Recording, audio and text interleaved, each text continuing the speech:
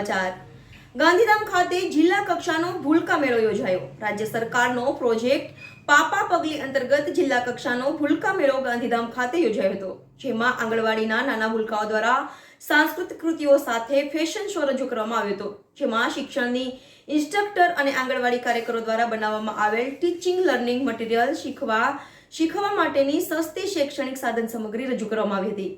આ કાર્યક્રમમાં ગાંધીધામના આરોગ્ય અધિકારી શ્રી ડોક્ટર દિનેશ સુતરિયા દ્વારા બાળકો માટેના પોષણની માહિતી વાલીઓને આપવામાં આવી હતી।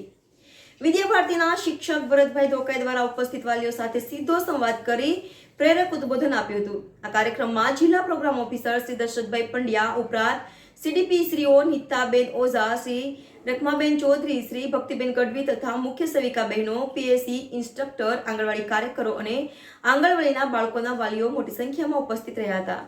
Reporter Samabhura, NN news Kutch. દર્શક મિત્રો, તમારી આસપાસ બની રહેલી અવનવી ઘટનાઓ વિશે જાણવા માટે NN ન્યૂઝને લાઇક કરો, શેર કરો, સબસ્ક્રાઇબ કરો અને બેલ આઇકન પ્રેસ કરો, જેથી આપને નોટિફિકેશન્સ મળતી રહે।